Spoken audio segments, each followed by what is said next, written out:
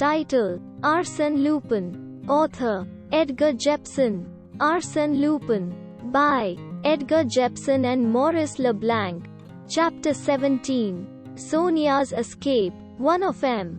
For Marie's innocence, said Qcera, turning to the Duke. The chalk, said the Duke. Is it the same chalk? It's blue, said Qcera, holding it out. The same as that of the signatures on the walls.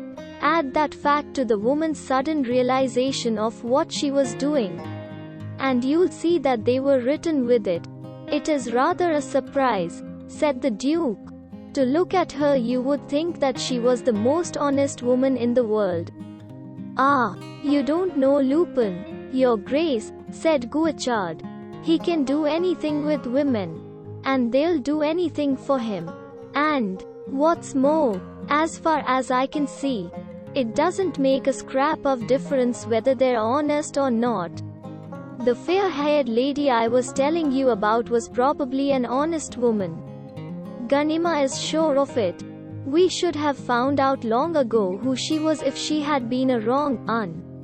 And Ganima also swears that when he arrested Lupin on board the Provence, some woman, some ordinary, honest woman among the passengers, carried away Lady Garland's jewels, which he had stolen and was bringing to America, and along with them a matter of £800 which he had stolen from a fellow passenger on the voyage. That power of fascination which some men exercise on women is one of those mysteries which science should investigate before it does anything else, said the Duke, in a reflective tone. Now I come to think of it, I had much better have spent my time on that investigation than on that tedious journey to the South Pole. All the same, I'm deucedly sorry for that woman. Waktua, she looks such a good soul.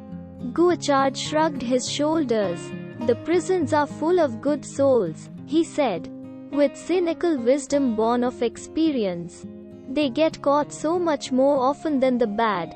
It seems rather mean of Lupin to make use of women like this, and get them into trouble, said the Duke.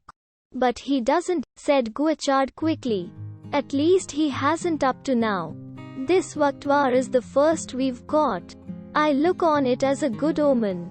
He walked across the room, picked up his cloak, and took a card case from the inner pocket of it.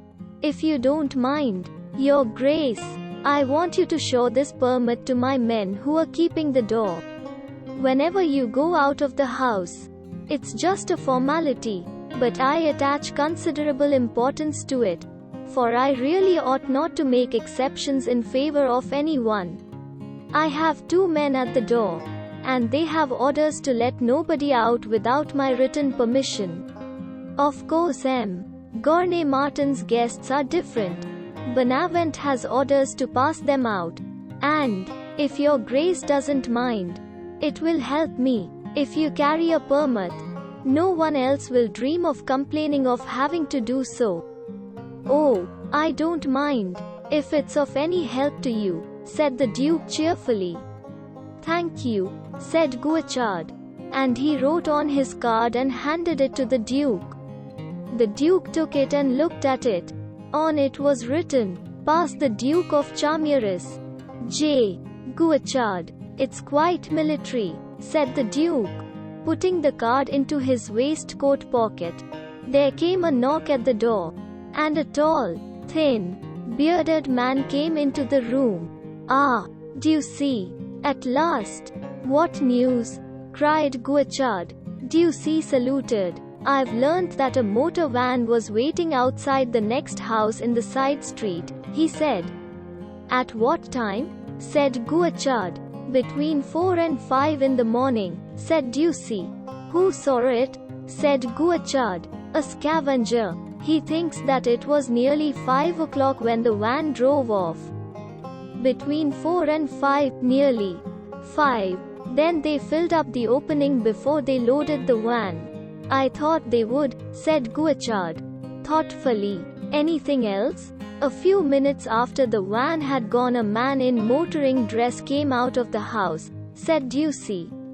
In motoring dress? Said Qcera quickly. Yes. And a little way from the house he threw away his cigarette.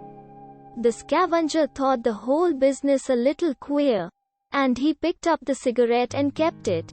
Here it is. He handed it to Qcera, whose eyes scanned it carelessly and then glued themselves to it. A gold-tipped cigarette, marked Mercedes. Why, Your Grace, this is one of your cigarettes? But this is incredible, cried the Duke. Not at all, said Qcera. It's merely another link in the chain. I've no doubt you have some of these cigarettes at Maurice. Oh, yes. I've had a box on most of the tables, said the Duke.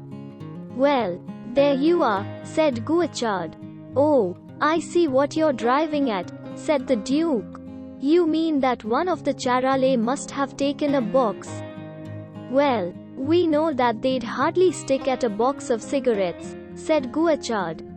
Yes. But I thought, said the Duke. And he paused. You thought what? Said Qcera. Then Lupin. Since it was Lupin who managed the business last night, since you found those salvias in the house next door. Then Lupin came from Maurice. Evidently, said Qcera. And Lupin is one of the Charolais. Oh, that's another matter, said Qcera. But it's certain, absolutely certain, said the Duke. We have the connecting links. The salvias. This cigarette, it looks very like it. You're pretty quick on a scent, I must say, said Qcera. What a detective you would have made. Only, nothing is certain. But it is. Whatever more do you want? Was he at Maurice yesterday? Or was he not? Did he, or did he not, arrange the theft of the motor cars? Certainly he did, but he himself might have remained in the background all the while, said Qcera. In what shape? Under what mask? By Jove, I should like to see this fellow, said the Duke. We shall see him tonight, said Qcera. Tonight? Said the Duke. Of course we shall, for he will come to steal the coronet between 11:45 and midnight, said Qcera. Never, said the Duke. You don't really believe that he'll have the cheek to attempt such a mad act? Ah, you don't know this man, Your Grace. His extraordinary mixture of coolness and audacity. It's the danger that attracts him. He throws himself into the fire. And he doesn't get burnt. For the last 10 years I've been saying to myself, here we are. This time I've got him. At last I'm going to nab him. But I've said that day after day, said Qcera. And he paused. Well, said the Duke. Well, the days pass. And I never nab him. Oh, he is thick, I tell you. He's a joker. He is. A regular artist. He ground his teeth, the damned thief. The Duke looked at him and said slowly, then you think that tonight, Lupin, you've followed the scent with me? Your Grace, Qcera interrupted quickly and vehemently. We've picked up each clue together. You've almost seen this man at work. You've understood him. Isn't a man like this, I ask you, capable of anything? He is, said the Duke, with conviction. Well, then, said Qcera. Perhaps you're right, said the Duke. Qcera turned to Ducey and said, in a quieter voice, and when the scavenger had picked up the cigarette, did he follow the motorist? Yes. He followed him for about 100 yards. He went down into Surrey Street and turned westwards. Then a motor car came along. He got into it and went off. What kind of a motor car? Said Qcera. A big car, and dark red in color, said Ducey. The limousine, cried the Duke. That's all I've got so far, sir, said Ducey. Well, off you go, said Qcera. Now that you've got started, You'll probably get something else before very long. Ducey saluted and went. Things are beginning to move, said Qcera cheerfully. First Qcera, and now this motor van. They are indeed, said the Duke. After all, it ought not to be very difficult to trace that motor van, said Qcera in a musing tone. At any rate, its movements ought to be easy enough to follow up till about 6. Then, of course, there would be a good many others about, delivering goods. You seem to have all the possible information you can want at your finger ends, said the Duke, in an admiring tone. I suppose I know the life of Paris as well as anybody, said Qcera. They were silent for a while. Then Germain's maid, Irma, came into the room and said, If you please, Your Grace, Mademoiselle Krichnov would like to speak to you for a moment. Oh, where is she? Said the Duke. She's in her room, Your Grace. Oh, very well, I'll go up to her, said the Duke. I can speak to her in the library. He rose and was going towards the door when Qcera stepped forward, barring his way, and said, No, Your Grace, no. Why, said the Duke haughtily, I beg you will wait a minute or two till I've had a word with you, said Qcera.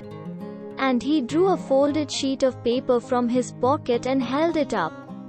The Duke looked at Qcera's face, and he looked at the paper in his hand. Then he said, Oh, very well, and, turning to Irma, he added quietly, Tell Mademoiselle Krichnov that I'm in the drawing room. Yes, Your Grace, in the drawing room, said Irma. And she turned to go.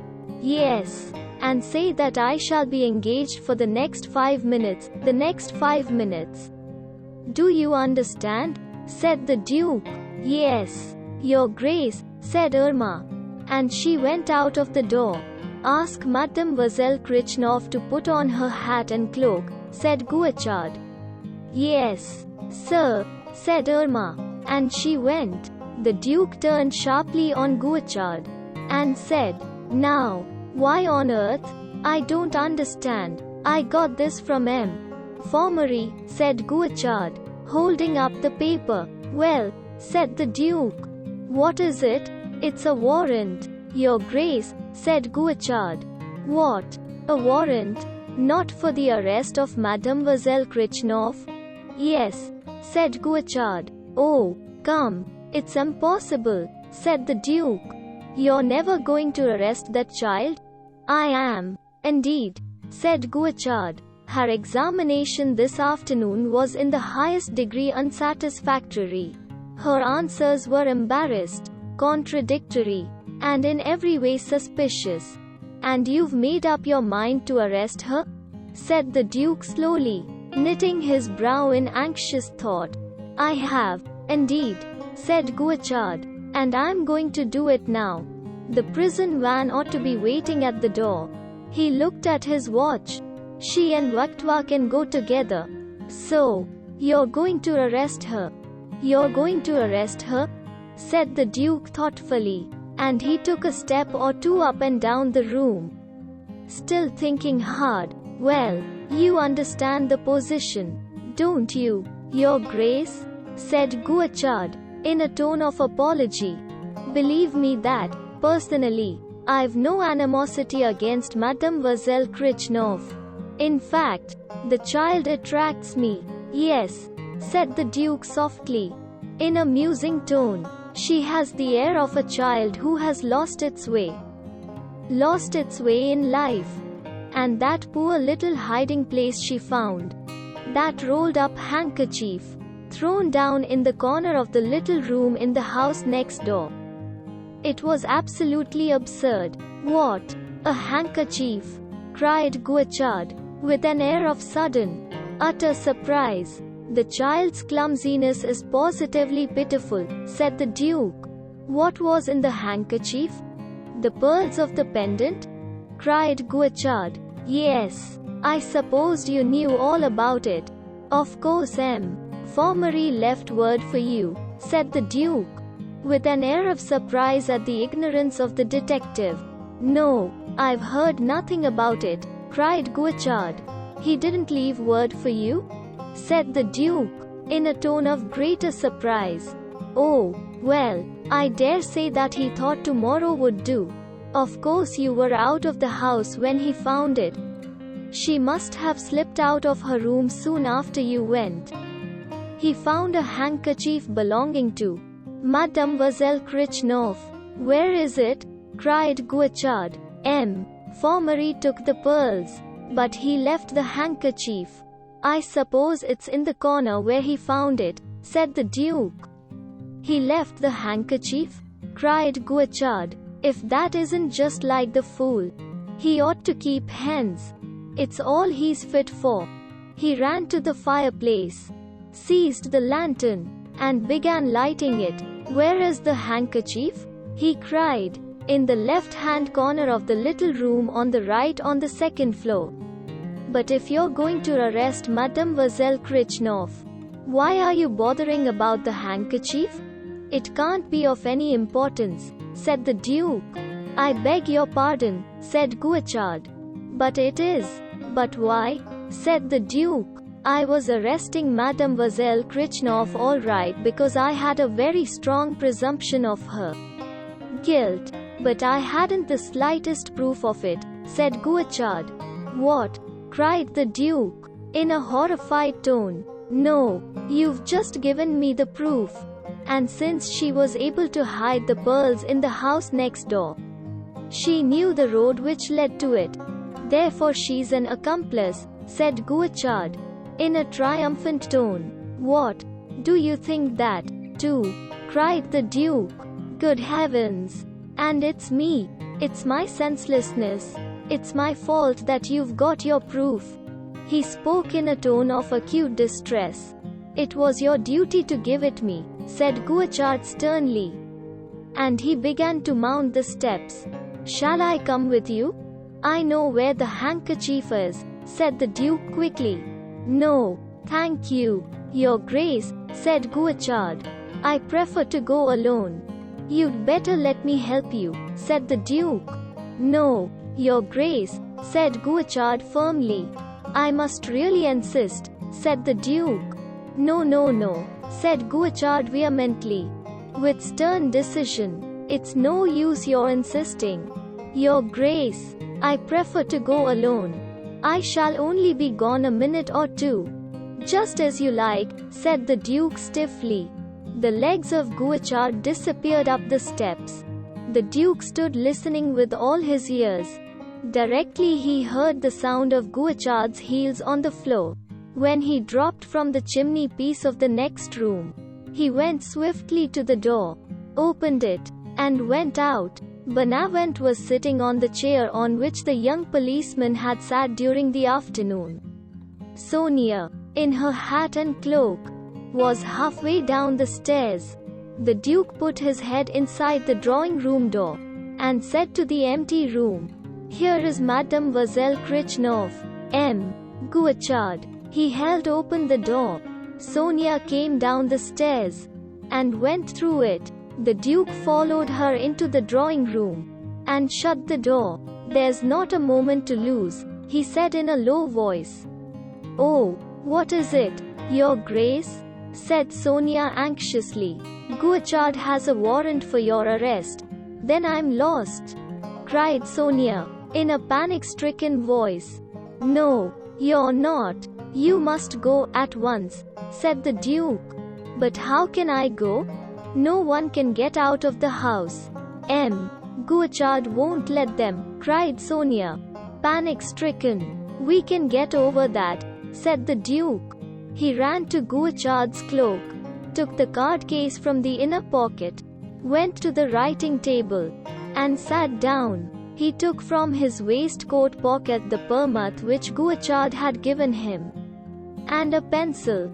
Then he took a card from the card case, set the permit on the table before him, and began to imitate Qcera's handwriting with an amazing exactness. He wrote on the card, Pass Mademoiselle Krichnoff, J. Guachard. Sonia stood by his side, panting quickly with fear, and watched him do it. He had scarcely finished the last stroke when they heard a noise on the other side of the opening into the empty house. The Duke looked at the fireplace, and his teeth bared in an expression of cold ferocity. He rose with clenched fists and took a step towards the fireplace. "Your Grace, Your Grace," called the voice of Guachard. "What is it?" answered the Duke quietly. "I can't see any handkerchief," said Guachard. "Didn't you say it was in the left-hand corner of the little room on the right?" "I told you you'd better let me come with you and find it," said the Duke, in a tone of triumph. "It's in the right-hand corner of the little room on the left." "I could have sworn you said the little room on the right," said Guachard. They heard his footfalls die away.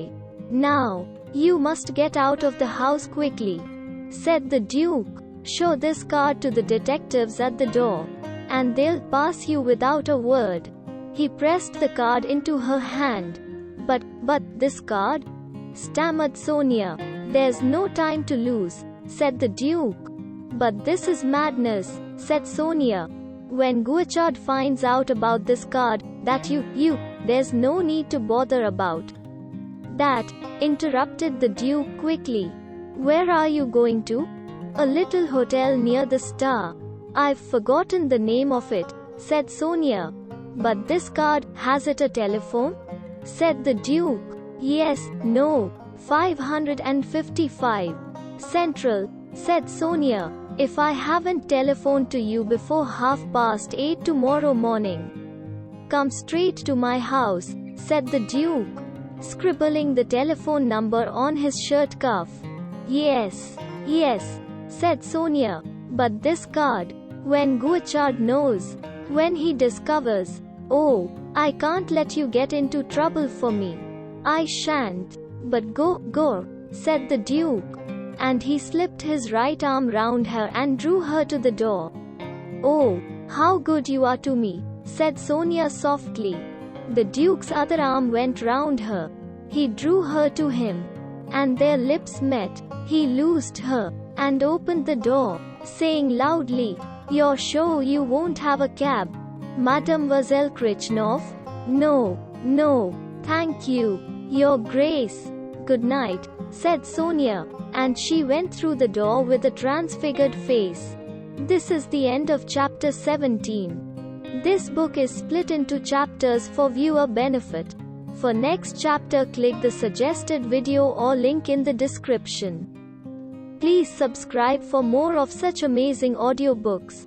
Play the playlist given in the description for autoplay of the entire book.